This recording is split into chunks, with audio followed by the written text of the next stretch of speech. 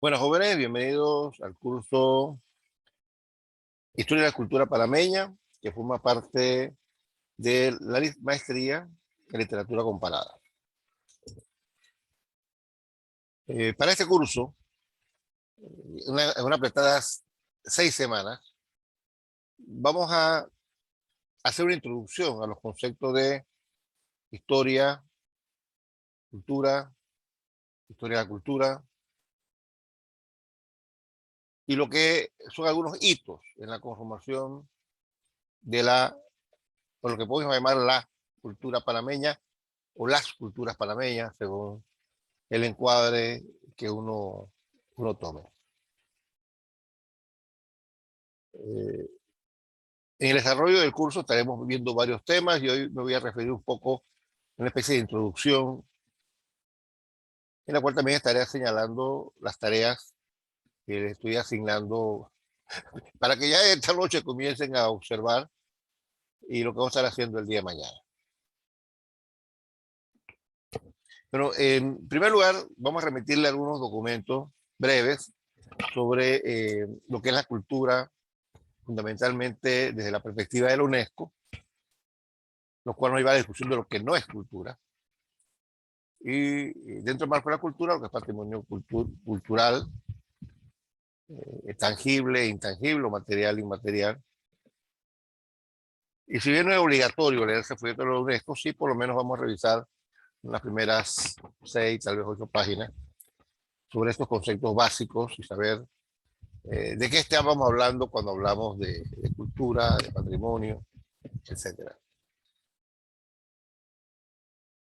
Igualmente le estoy añadiendo otro video que hice hace un par de meses para estudiantes de licenciatura sobre lo que es una reseña, porque voy a esperar que en el transcurso del curso me hagan algunas reseñas que evidencien las lecturas realizadas y el proyecto final será un trabajo donde ustedes, sobre un tema que les interese, van a leer 4 o 5 artículos o libros sobre el tema y los van a reseñar y va a tener una introducción y un cierre global para el conjunto de las reseñas que los ubique en el camino de uno, entender qué es la cultura panameña, cómo nos aproximamos a ella y tratar de encuadrar esto, ver en qué medida esto lo pueden ustedes utilizar en el encuadre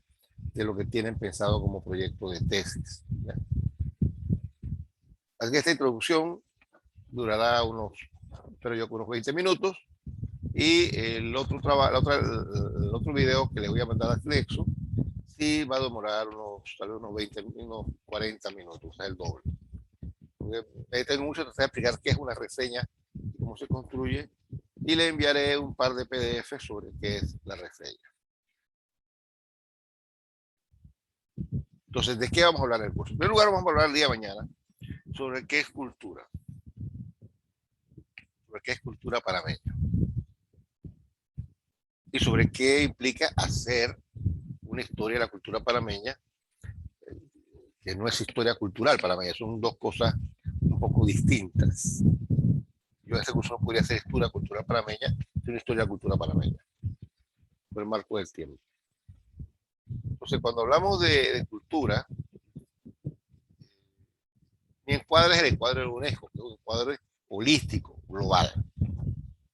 En ese sentido, nos vamos a una discusión sobre lo que es cultura ya en Europa en el siglo XIX, a mediados del siglo XIX, cuando en el medio de los avances del Imperio Británico como primera potencia mundial, en el marco de esa era victoriana, con características muy sui generis, eh,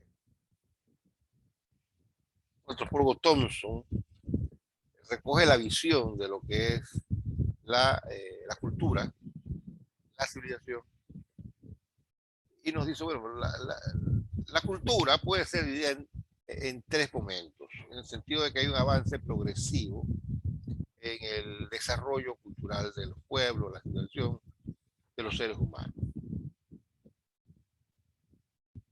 El El nivel más bajo de cultura es salvajismo.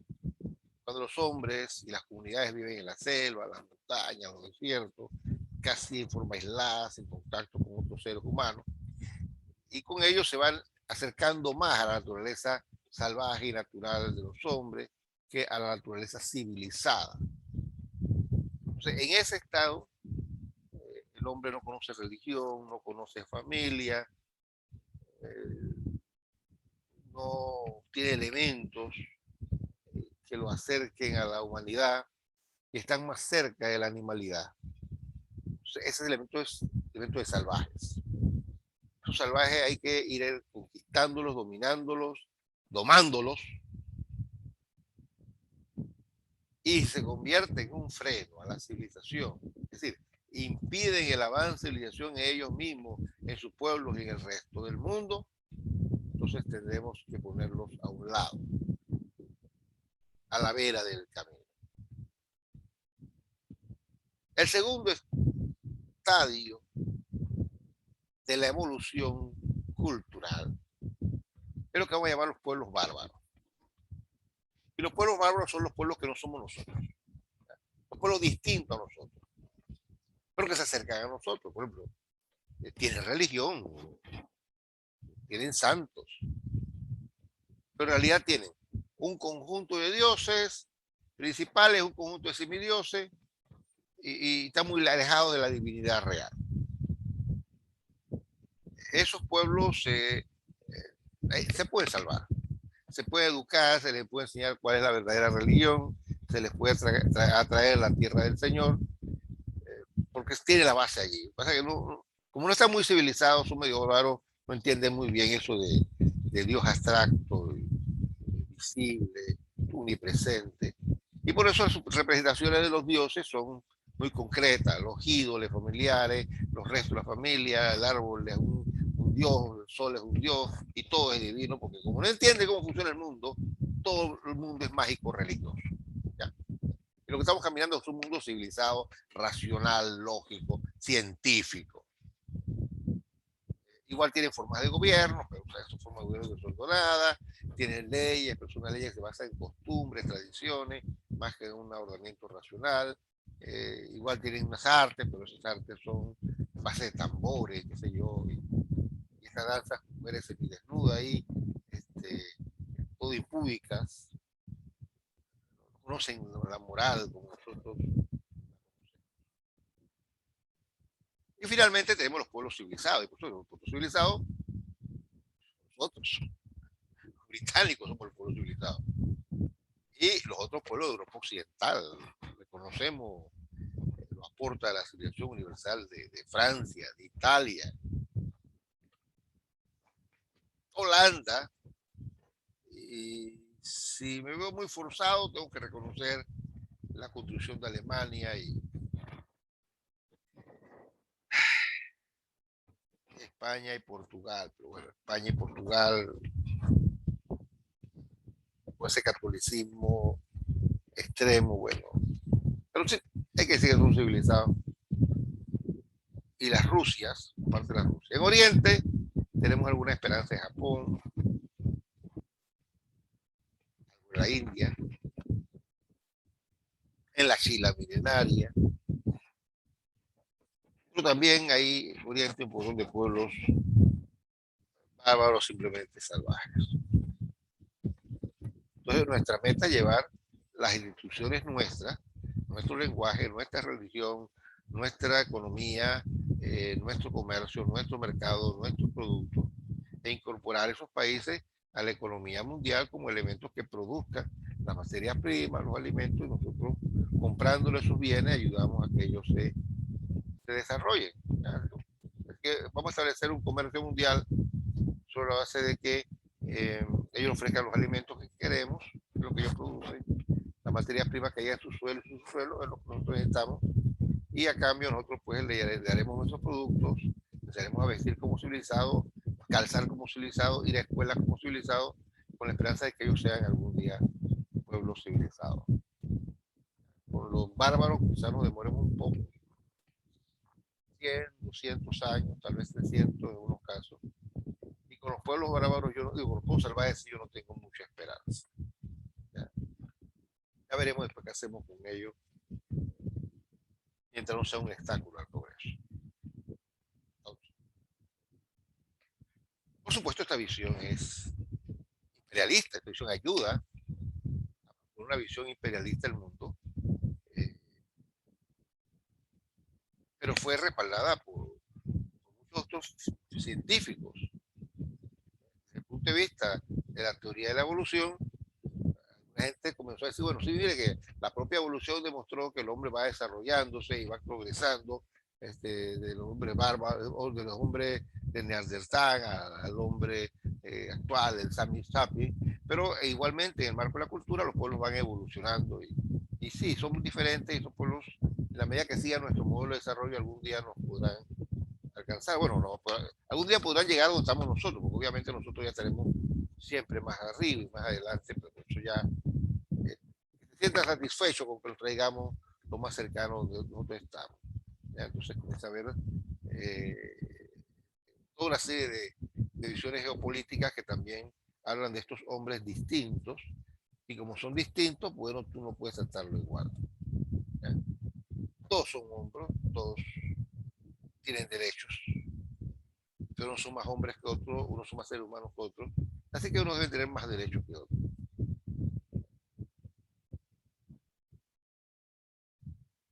Herbert Spencer, desde el punto de vista del evolucionismo, entonces de una teoría que se le acerca mucho a esta visión del mundo.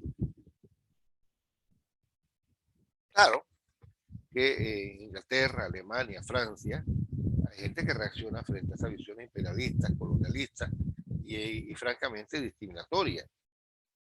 ¿Ya? Y comienza a aparecer otra visión del mundo. ¿Ya? Esta visión del mundo dice, bueno, que yo creo que esto es mala antropología y peor ciencia. ¿Ya? Es mala antropología y peor ciencia. Porque, al fin y al cabo, todos somos seres humanos. Y no hay ninguna regla que diga que los seres humanos tienen que seguir los mismos procesos evolutivos a nivel físico, a nivel cultural. Precisamente a nivel cultural. Y si entendemos cultura en un sentido amplio, como todo aquello que el hombre hace, todo lo que el hombre crea, entonces todos los pueblos tienen cultura. Y sí, habrá unos pueblos que tienen unas culturas más refinadas que otras, pero esos pueblos no son superiores al otro. Todos los pueblos tienen el instinto divino, el contacto con la divinidad y lo expresan de diversas formas. Y descubren esa divinidad de diversas formas. Y practican su religión de diversas formas. Y como al fin y al cabo, ninguno de nosotros puede decir cómo es el afterlife, y cómo es el más allá, y cómo es la divinidad, porque no sabemos. Entonces, las diversas aproximaciones que los pueblos tengan a partir de su propia experiencia son válidas. Y todos los pueblos tienen sentido religioso. Y además de sentido religioso, tiene un sentido moral, ético, que emana de esa religiosidad. Por lo tanto, esas prácticas religiosas que nos pueden parecer extrañas son tan válidas como las nuestras. Igual, las estructuras familiares. Los pueblos van desarrollando la estructura familiar según sus necesidades y organizan sus sociedades según su experiencia. Entonces, no es una forma social, no es superior a la otra, aunque sí aspiramos a que el mundo occidental caminemos hacia sistemas republicanos, democráticos, donde se respeten los derechos humanos y los derechos del conjunto de los integrantes de la sociedad. Donde todos los hombres sean tratados iguales y tengan el mismo acceso a la ley.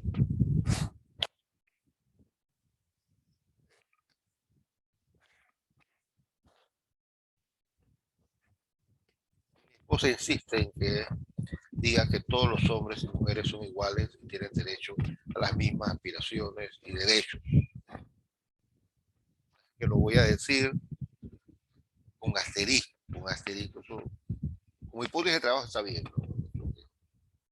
Entre esa discusión, todos los hombres y mujeres, todos, no, ¿cómo resolverlo? Todos los seres humanos, ya. contenta, bueno, todos los seres humanos. Ya me está leyendo aquí a una artista de mujeres de la Revolución Francesa y las radicales feministas que hablaban de los derechos del hombre y que salieron casaron después los derechos de las mujeres y te dicen que tienen derecho al voto. Tiene que tener algo de razón. Todos los hombres y mujeres, todos los seres humanos deben aspirar a tener los mismos niveles de vida, deben aspirar a ser respetados por igual, independientemente de sus tipos culturales, porque todos los pueblos producen cultura, producen arte, producen música, producen espiritualidad, levantan familias, tienen gobiernos. Es decir, todos los pueblos tienen cultura si entendemos cultura en un sentido muy amplio. Todo lo que el hombre hace y construye y observa y valora y vive. La cultura vendría siendo algo así como los lentes. ¿Ya? Nosotros vemos el mundo a través del prisma de la cultura. Y es la cultura que de alguna forma hemos heredado.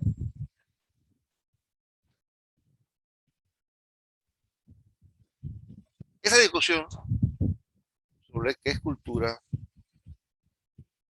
enfrenta a dos grandes escuelas que siguen debatiendo en el siglo XIX, siguen debatiendo en el siglo XX, y que ya luego de la Segunda Guerra Mundial, cuando se consolida la UNESCO, esta visión amplia, plural de cultura, es la que se impone en los organismos internacionales, con algunas variantes, y es la que se impone en el mundo académico. Entonces, cuando yo le hablo de cultura, estoy hablando de eso. Todo lo que el hombre hace y la creación humana es diversa, compleja, rica y diferente. Lo diríamos multiétnica y pluricultural. Para no decir multirracial, quiero alejar del concepto raza, aunque ciertas escuelas siguen usando el término de la raza porque el término está afectado en el debate político y decir étnico a veces quiere evadir la discusión política sobre la discriminación racial. Está tan viva hoy como nunca, nada más hay que ver, mirar a ciertas manifestaciones nacionalfascistas en Europa y hay que ver los Estados Unidos, cómo el presidente Donald Trump ha venido alimentando la discriminación racial y cómo el movimiento Black Lives Matter ha puesto en relieve las discriminaciones reales que siguen sufriendo los afroamericanos.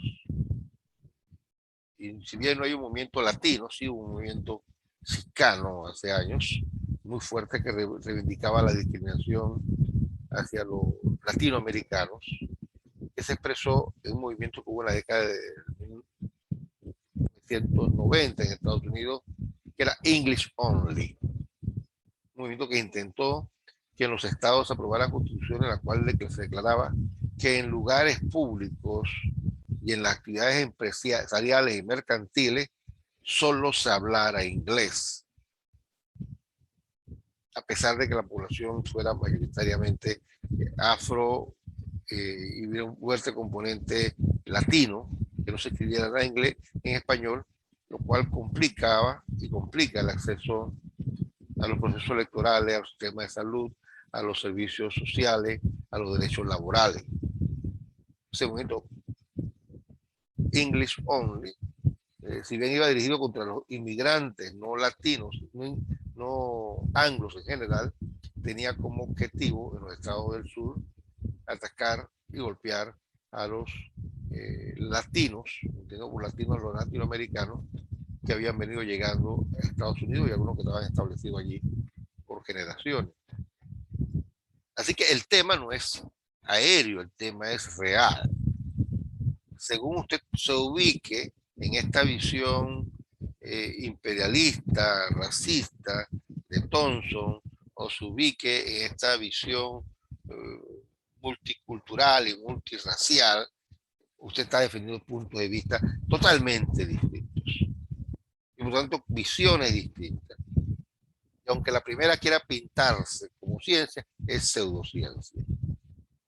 La realidad es que la raza humana es una.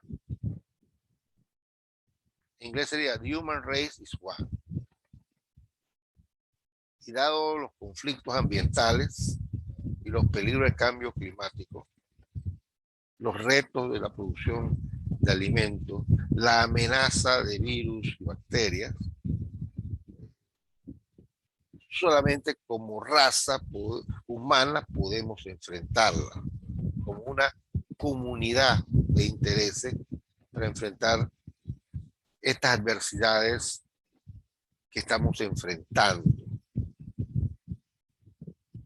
Porque al fin y al cabo es la carrera de la humanidad por sobrevivir. Vivimos en este planeta y es nuestro planeta, es nuestro hogar de todos.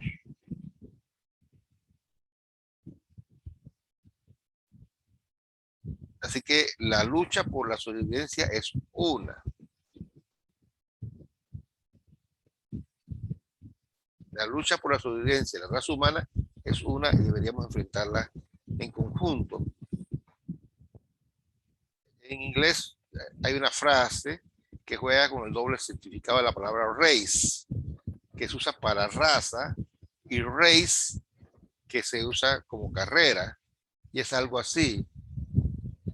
Human race is one, and we are losing it. O sea, como la raza humana es una, pero estamos perdiendo la carrera por la humanidad, por salvarla.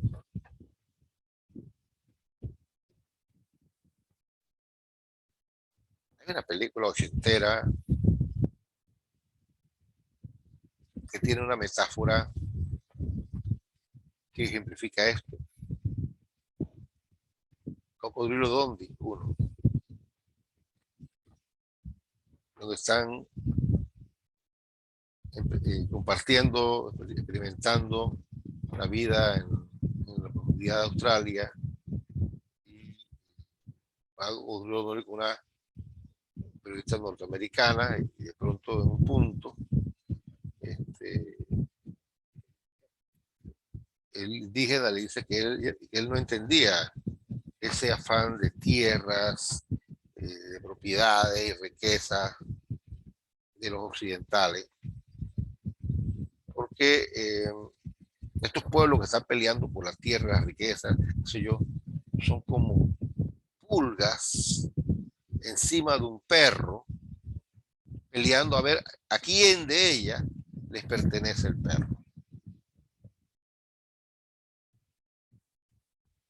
Entonces se cuenta que una visión cultural nos ubica inmediatamente a una visión del mundo.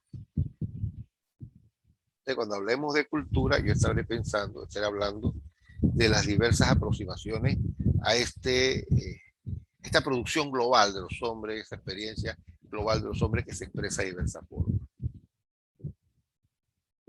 Entonces, esa visión de pueblos salvajes, bárbaros, civilizados, no tiene sentido para la posición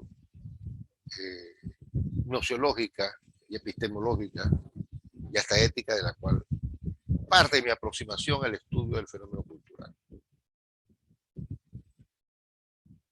Entonces, cabría preguntarse, entonces, ¿dónde queda la literatura? ¿Dónde quedan las bellas artes? La literatura, las bellas artes, todas quedan encuadradas dentro de la producción humana. Y su manejo desde el punto de vista técnico y su producción desde el punto de vista del estilo, de la riqueza, va evolucionando con la propia vida humana y por lo tanto refleja esa vida humana. Sí, hay que respetar a un músico que produce música clásica, porque la habilidad, la destreza, el entrenamiento, la formación, la especialización a la cual llegan los grandes maestros, una cosa admirable que los coloca a una órbita enorme. ¿Ya? Es talento más dedicación.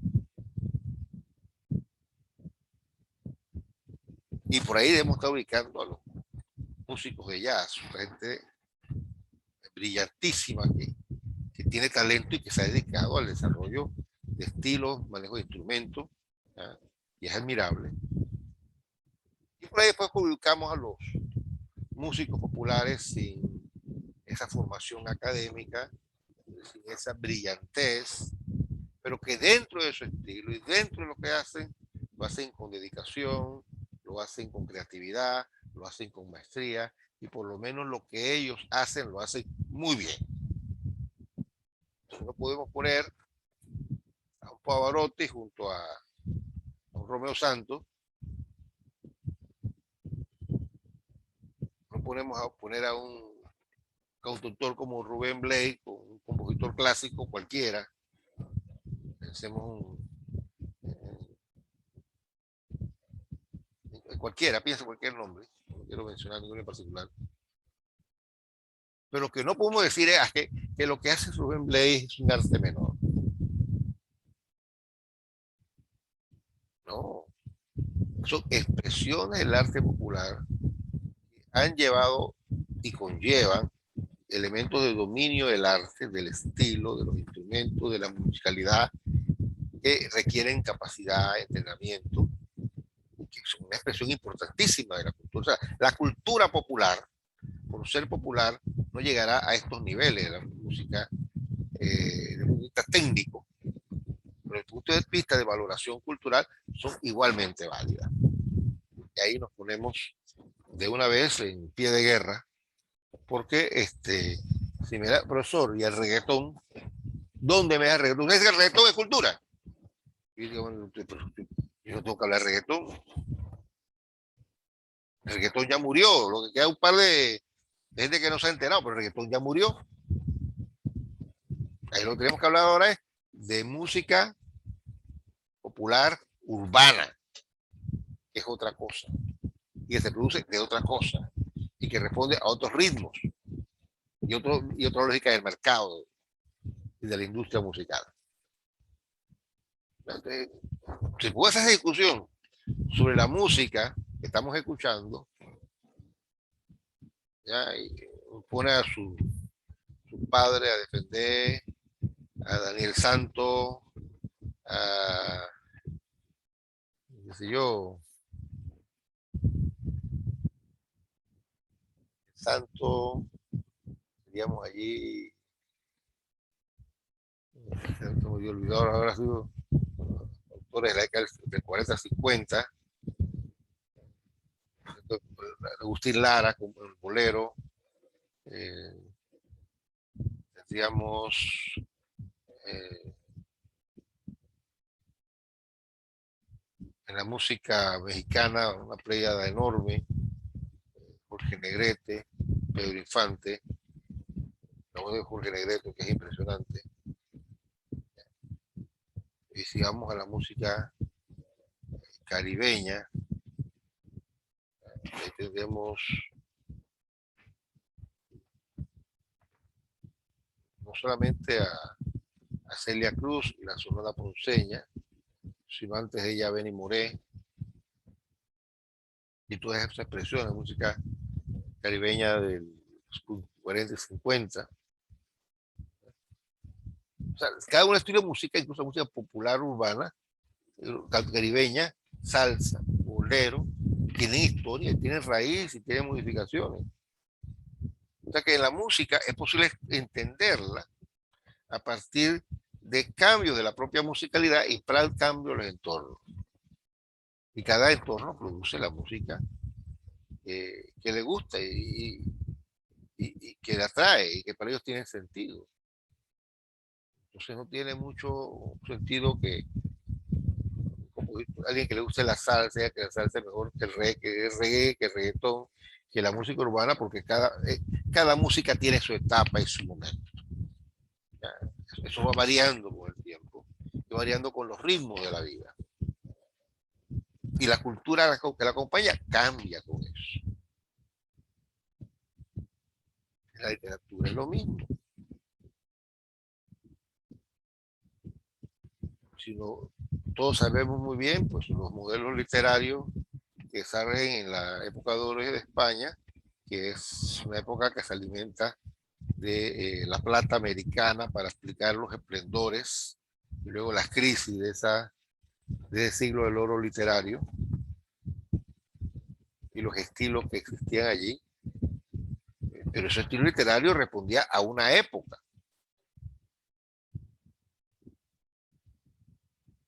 Y que ya para fin del siglo XVII, el estilo de redacción de Cervantes, siendo clásico y eterno, fue reemplazado por otros estilos literarios más ligeros.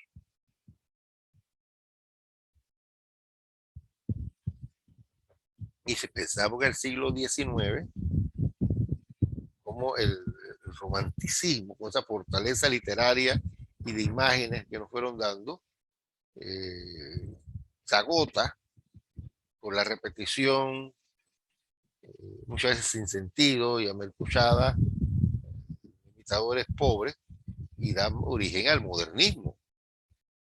El modernismo abre la puerta de fin del XIX y el comienzo del siglo XX, saliendo desde América con un enorme, un gigantesco eh, poeta y escritor como Rubén Darío, y el ensayo con Rodó y su Ariel, y se mezcla con una corriente renovadora española que de alguna forma impulsa los cambios de la República hacia mediados de la década del 20 y 30 y de alguna forma impulsa un reencuentro con España y América Latina en la década del 10 y el 20.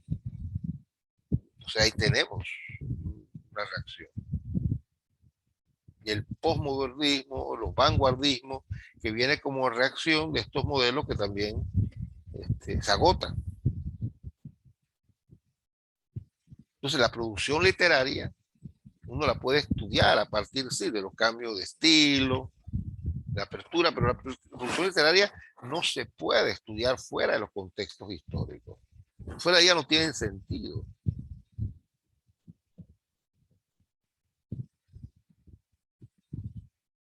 Responden a esos entornos, primero observándolos, describiéndolos, luego cuestionándolos y replanteándose otros quehaceres. Y eso es hacer cultura. Hacer cultura. Por eso si alguno de ustedes se siente a escribir un poemario hoy o un libro de cuentos, ya una novela es una aventura mayor.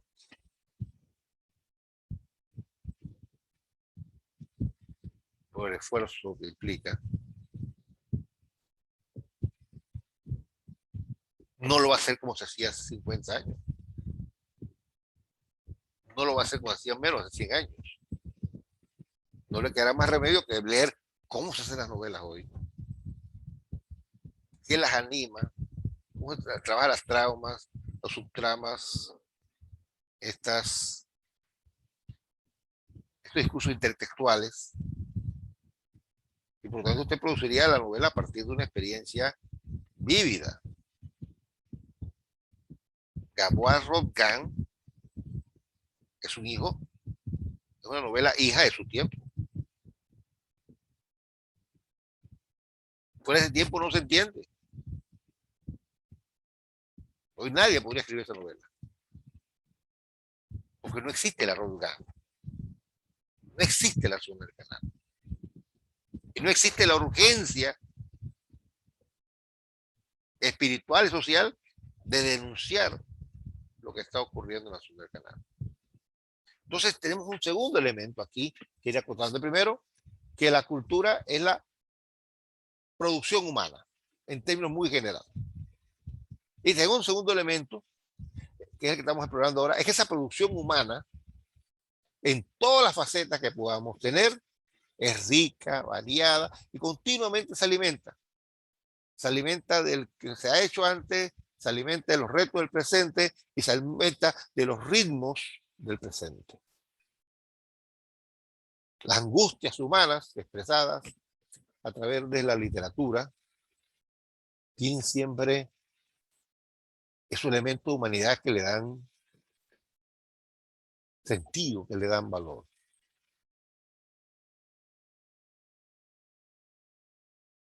Y hacia allá es que tenemos que entender estos procesos.